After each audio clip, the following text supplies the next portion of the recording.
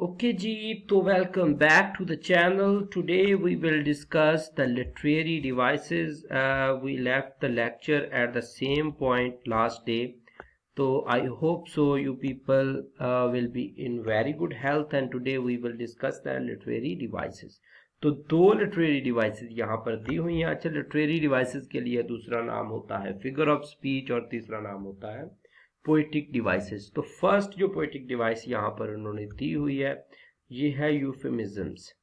यूफेमिज्म्स को उर्दू के अंदर हम सिंपल अल्फाज बोलते हैं, और यूफेमिज्म को अगर सिंपली हम डिफाइन करें तो इसको इनडायरेक्टनेस कहते हैं, कि जब हम किसी को कोई ऐसा लफ्ज जो हम हार्श वर्ड समझ के इग्नोर करके उसकी जगह पर सॉफ्ट वर्ड इस्तेमाल करते हैं। तो डेफिनेशन को देखें, इज अ माइल्ड और इनडायरेक्ट वर्ड और एक्सप्रेशन सब्स्टिट्यूटेड मीन कि किसी बुरे लफ्ज की जगह अच्छा लफ्ज जब हम यूज करते हैं तो उसको सब्स्टिट्यूट के तौर पर यूज करते हैं। ठीक होगा। For one consider to be too harsh और blunt when referring to something distasteful, जब किसी को कुछ ऐसा बताना हो जो कि उसको अच्छा साउंड नहीं करेगा, तो ऐसी सूरत में हम कुछ पॉजिटिव वर्ड्स यूज करते हैं। इंशाल्लाह आगे मैं एग्जांपल देता हूं। तो इनअप्रोप्रिएट हो, example of common euphemisms include saying something like passed away. अब पास्ट अवे कहते हैं जब कोई मर जाता है, तो ये नहीं कहते डाइड अवे। ओके, तो are saying we have to let you go instead of you are fired. तो अगर किसी को फायर करता है कोई, तो उसको कहता है कि लेट यू गो, तुम्हें जाने दिया गया है। तो ये नहीं कहते कि यू आर फायर्ड, तुम्हें निकाल दिया गया है, क्योंकि ये अनप्लेजेंट फील होता है। ठीक हो गया। तो इसके मजीद हम एग्जाम्पल इस्तेमाल कर सकते हैं कि अगर कोई मोटा है तो फैट इंसान को हम बिग बोन बोलते हैं। ठीक हो गया। तो उसके बाद अगर कोई झूठ बोलता है ज्यादा, तो हम उसको लायर बोलने की बजाय, लाई बोलने की बजाय स्पिन द ट्रूथ बोलते हैं। ठीक हो गया। और अगर किसी का कद छोटा है तो हम उसको शॉर्ट बोलने की बजाय वर्टिकली चैलेंज्ड बोलते हैं। और अगर कोई अगली है, बुरा दिखता है, तो हम उसको बुरा बोलने की बजाय यूनिक लुकिंग बोलते हैं। इसी तरह वॉशरूम जो है थोड़ा ऑकवर्ड लगता है, लैबोरेटरी जो है वो थोड़ा ऑकवर्ड वर्ड है, तो उसकी जगह हम रेस्ट रूम और पाउडर रूम का वर्ड यूज करते हैं। और अगर नहीं आप करते थे तो आप करना शुरू कर दें। ओके, क्योंकि ये पॉजिटिव वर्ड्स है। इसी तरह डेथ के लिए हम किक द बकेट का जो है वो फ्रेज भी ईडियम यूज करते हैं। तो दीज आर सम वर्ड जो हम किसी दूसरे वर्ड की जगह यूज करते हैं। ठीक हो गया। अच्छा तासुर देने के लिए। आई होप सो के यू अंडरस्टैंड द यूफेमिज्म्स। अगर आपको नहीं समझ आया तो you can ask me in the comment, because it is quite new concept for you people at the in the 9th class at that stage. Okay, an oxymoron, oxymoron होता है तो ऐसे वर्ड का कॉम्बिनेशन कि जिसके अंदर एक word का मीनिंग दूसरे वर्ड के टोटली ऑपोजिट हो, लेकिन वो एक साथ इस्तेमाल किया जाए। Is the combination of a two opposite or extremely dissimilar words, दोनों ही ऑपोजिट हो, एंटोनिम्स हो एक दूसरे के। Okay, into a single phrase, एक ही फ्रेज के अंदर, जैसे कि deafening silence. Okay, alone together. अब अलोन अकेला होता है, टूगेदर इकट्ठा होता है। अब ये दोनों का मीनिंग इधर उधर हो रहा है, बिल्कुल ही ऑपोजिट है। And definitely maybe or, definitely maybe, definitely मतलब होता है बिल्कुल, और मे बी का मतलब होता है शायद। तो क्लियर नहीं है, मीनिंग ऑपोजिट है एक दूसरे के अंदर। जैसे कि हम वर्ड यूज करते हैं ब्लैक डे, ब्लैक का मतलब होता है रात, अंधेरा। ठीक हो गया। और डे का मतलब रोशनी होता है। ठीक हो गया। All example of a common oxymorons. इसके अलावा हम ऑक्सीमोरॉन यूज करते हैं लिविंग डेथ। अब लिविंग जीना होता है, डेथ का मतलब मर जाना होता है, तो ये ओपन सीक्रेट। अब सीक्रेट जो होता है वो डेफिनेटली छुपा हुआ होता है, लेकिन ओपन सीक्रेट जब हम बोलेंगे तो ये ऑक्सीमोरॉन हो जाएगा। एक साइंस के अंदर बहुत अच्छी टर्म यूज होती है, केमिस्ट्री के अंदर, लिक्विड गैस। तो लिक्विड और गैस दोनों एक दूसरे के ऑपोजिट है। लिटरेचर के अंदर हम एक टर्म यूज करते हैं ट्रेजिक कॉमेडी। तो ट्रेजेडी अलग चीज है, कॉमेडी अलग चीज है, तो हम उसको यूज करते हैं। इसके अलावा ये जो आजकल डिवाइस हम यूज करते हैं कंप्यूटर के अंदर, एआई के अंदर, जिसको हम बोलते हैं वर्चुअल रियलिटी। वर्चुअल का मतलब होता है फेक, रियलिटी का मतलब होता है रियल चीज। तो ये मीनिंग इनके ऑपोजिट है। I hope so you understand oxymoron too. उसके बाद आपके पास आ जाती है टर्म न्यूएंसेस। अच्छा, न्यूएंसेस होती है बारीकी किसी भी चीज की, ठीक हो गया। जैसे कि हम एग्जाम्पल कोड कर सकते हैं कि फेस के एक्सप्रेशन जो होते हैं, अब मुख्तलिफ मौकों पर हम डिफरेंट तरह के एक्सप्रेशन देते हैं, ठीक है। लेकिन वो एक्सप्रेशन जो हमसे प्यार करते हैं हमारे पेरेंट्स या हमारे जानने वाले कुलीग, दोस्त, यार वगैरह, उन एक्सप्रेशन से अंदाजा लगा सकते हैं कि व्हाट वी आर थिंकिंग। हम कब गुस्से में हैं, एक्सप्रेशन से वो भांप सकते हैं। हम कब डरे हुए हैं, एक्सप्रेशन से पता चल सकता है। Whenever we are nervous they can जज दैट, ओके। तो वो डिफरेंट चीजें जो हैं वो हमें नजर आती हैं। इसी तरह कलर के अंदर गर्ल्स जब शॉपिंग करने जाती हैं, definitely they know the different sort of colours. लड़कों को दो चार कलर का पता है, red, black, yellow, green, okay. तो लेकिन लड़कियों में पिंक के अंदर भी वेरिएशन होती है, पिंक कलर के अंदर भी फर्दर बहुत से कलर होते हैं, ठीक है। तो वो बहुत से कलर के अंदर बारीकी के साथ उन कलर के नाम रखना, नाम देना और उनको जज करना, ओके, उसको हम न्यूएंस बोलते हैं, ठीक हो गया। उसके अलावा हम म्यूजिक, एक म्यूजिशियन है तो डेफिनेटली वो जितने भी म्यूजिक के अंदर चीजें यूज हुई होती हैं कि ये इंस्ट्रूमेंट यूज हुआ है, यहाँ पर ये इंस्ट्रूमेंट यूज हुआ है, यहाँ पर ये आर्टिफिशियल इंस्ट्रूमेंट है, ये ओरिजिनल इंस्ट्रूमेंट है, कि म्यूजिशियन बाहर बैठा गाना सुनकर वो सारी चीजें अलग अलग कर सकता है।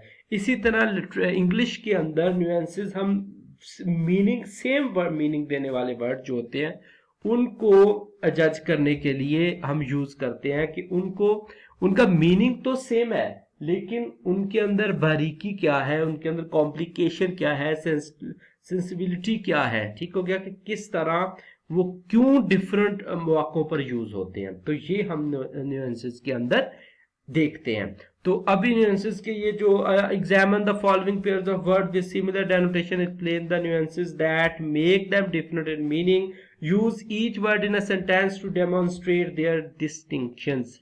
उनके इख्तलाफात जो हैं उनको हमने यहाँ पे न्यूएंसेस उनकी एक्सप्लेन करनी है, ठीक हो गया। यहाँ पे जगह बहुत कम है और यहाँ पे सेंटेंस लिखने हैं तो ये भी जगह कम है, तो मैंने अलग से आप लोगों के लिए यहाँ पर न्यूएंसेस को डिस्कस किया हुआ है। तो सबसे पहला वर्ड जो है हमारे पास है फ्यूरियस वर्सेस इनरेज्ड। दोनों का मतलब गुस्सा होता है, ठीक हो गया, तैश होता है। तो फ्यूरियस का सेंटेंस है the teacher was furious when she found out about the students misbehaviour in the classroom, ठीक हो गया। अब इनरेज्ड के लिए जो सेंटेंस है वो जरा देखें। He became enraged when he realized that someone had stolen his bike, ठीक हो गया। तो अब दोनों के अंदर फर्क क्या होता है, न्यूएंसेस क्या है इनके अंदर। Furious generally implies mean tells us, okay, a very intense and strong anger, ठीक हो गया, बहुत ही शदीद गुस्से को जाहिर करता है। ऑफन सडन एंड एक्सप्लोसिव, बहुत जल्द आ जाने वाला गुस्सा और तबाही मचा देने वाला गुस्सा जो है उसको फ्यूरियस होना कहते हैं। इनरेज, जैसे वो मूवी है फास्ट एंड फ्यूरियस, ओके। तो इनरेज जो है on the other hand suggest a deeper more intense anger, ये भी इंटेंस एंगर है, उससे भी ज्यादा इंटेंस एंगर है, that might result from a significant betrayal और इनजस्टिस। तो जब आपके साथ ना इंसाफी हो जाए या फिर आप ना इंसाफी होती देखें, आपको कोई धोखा दे या फिर आप धोखा हुआ देखें, तो उस सूरत में जब आपको गुस्सा आएगा दैट इज इनरेज। तो दैट वाज द कॉम्प्लिकेशन, बारीकी जो थी इसके अंदर वो ये थी दोनों वर्ड्स के अंदर। Second word is slim versus slander. Slim का मतलब भी पतला होता है, स्लैंडर का मतलब भी पतला होता है। तो व्हाट इज द कॉम्प्लिकेशन, तो सेंटेंस देखें। She has a slim figure because she exercises regularly and Yeats healthy, okay. तो उसके बाद आप the ballerina ballerina ballet dance की एक टाइप है, had a slander frame that made her movements graceful on stage.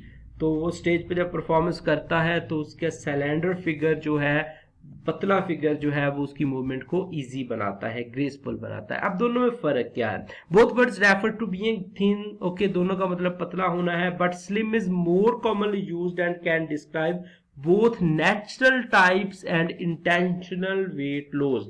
Naturally अगर आप पतले हैं तो उसके लिए भी स्लिम यूज करते हैं, या फिर आपने एक्सरसाइज से गेन की है कोई चीज, ओके, तो उसको भी हम स्लिम फिट कहते हैं। Slender emphasises elegance and grace in addition to being thin.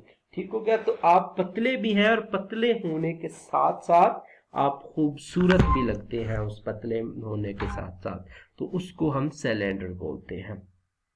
उसके बाद पोलाइट विसेस सॉरी, अच्छा, उसके बाद है पोलाइट वर्सेस कर्टियस। पोलाइट का मतलब भी नरम, कर्टियस का मतलब भी नरम, लेकिन ये उस बंदे के लिए जो के न्यूएंसेस नहीं जानता। तो अब न्यूएंसेस जब आप समझेंगे तो आप उनका फर्क समझ जाएंगे। पोलाइट, इट्स पोलाइट टू से please and thank you when asking for the help, okay. Courteous, the hotel staff were always courteous, greeting guests with a smile and offering assistance, okay। तो वो बड़ा ही polite way से help offer करते हैं। अब while both words nuance क्या है उनके अंदर, both words refer to good manners and respect behavior. Polite generally refer to showing good manner in social interaction। जब कभी हम किसी भी बंदे से मिलते हैं तो उसके लिए हम जो पोलाइट वे रखते हैं उसको पोलाइट उस सेंस में यूज करेंगे। कर्टियस जो है वो emphasise being considerate and respect in a broader range of situation.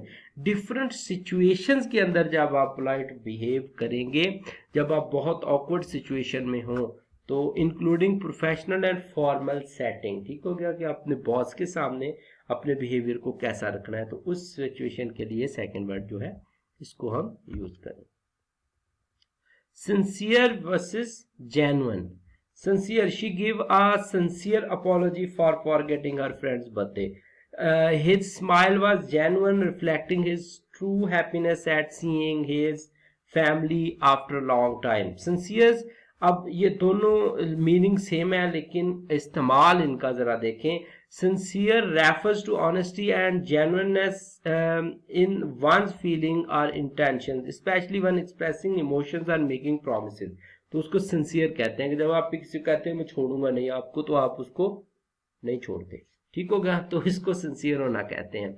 Genuine होना क्या है? is a broader and refer to something authentic, true or real। ठीक हो गया? Genuine होना, real होना, fake ना होना। Not necessarily related to emotions, ये इमोशन से रिलेटेड नहीं होता, बट आल्सो टू ऑब्जेक्ट्स और एक्सपीरियंस। जेन्युइन, आपको पता है कि चीजें भी आती हैं मार्केट के अंदर कि ये जेन्युइन चार्जर है, ये जेन्युइन चार्जर नहीं है, तो दोनों की कॉस्ट डिफरेंट होती है। तो इंशाल्लाह we will discuss the remaining exercise in the next lecture. Exercise काफ़ी ज़्यादा लेंथी है, so that is why we are making different part related to the exercise, ताकि आप लोगों को अच्छी तरह से समझ आ जाए। Please keep follow the channel and also subscribe it. Allah Hafiz.